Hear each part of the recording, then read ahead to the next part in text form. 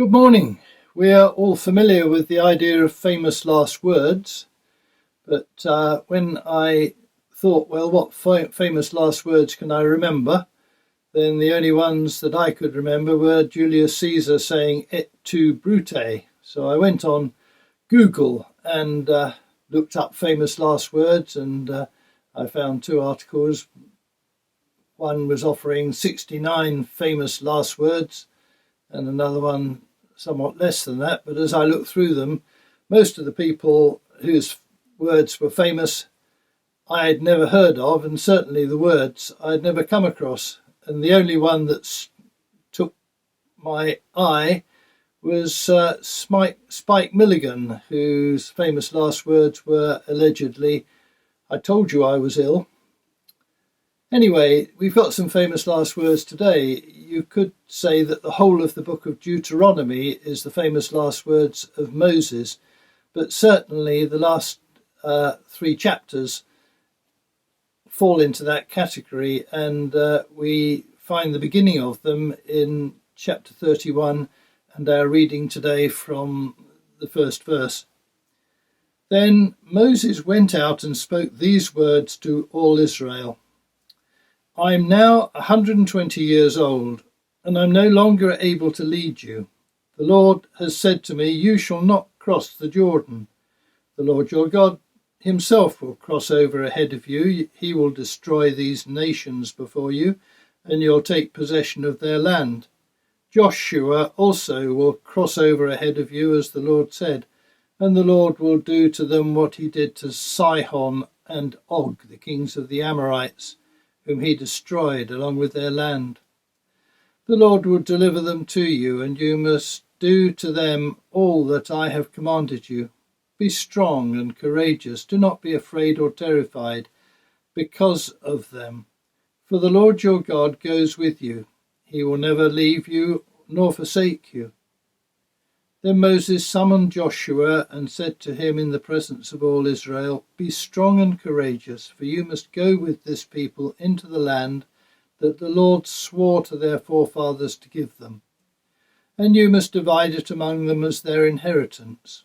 The Lord himself goes before you and will be with you. He will never leave you nor forsake you. Do not be afraid. Do not be discouraged. So Moses wrote down this law and gave it to the priests, the sons of Levi, who carried the ark of the covenant of the Lord, and to all the elders of Israel. Then Moses commanded them at the end of every 7 years, in the year of cancelling debts, during the Feast of Tabernacles, when all Israel comes to appear before the Lord your God at the place he will choose, you shall read this law before them in their hearings.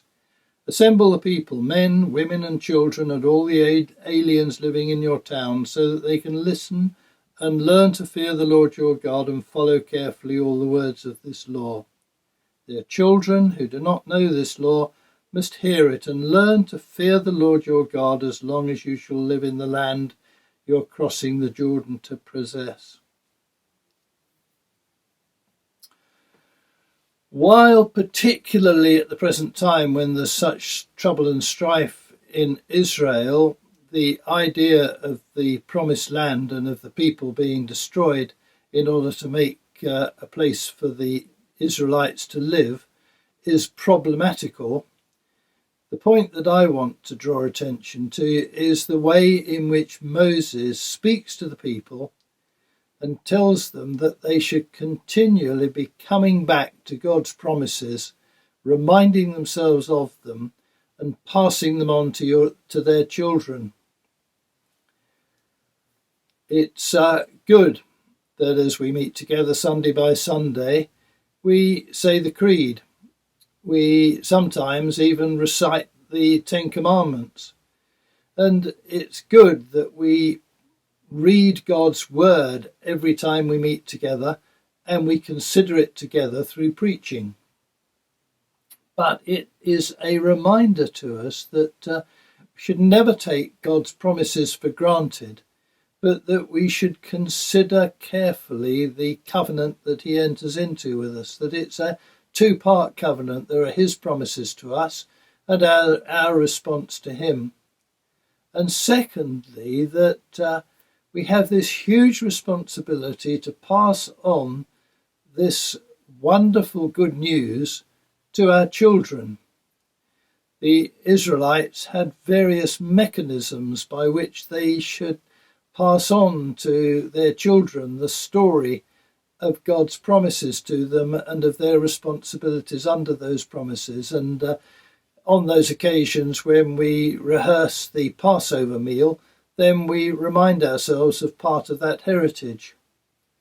And so my reminder this morning on this thought for the day is not to lose sight of God's covenant, of his promises to us and our response to him, and of the huge privilege and responsibility that we have to pass on that good news to our children. What a wonderful thing it is to see children of Christian parents growing up in the faith that has been passed on to them. And although we have no guarantees of being able to do it, and often things don't go the way in which we think they should, by example and by the things that we say, this is the opportunity that God gives us and the responsibility that he lays upon us. So have a great week, and I hope you can ponder those things a bit. God bless you.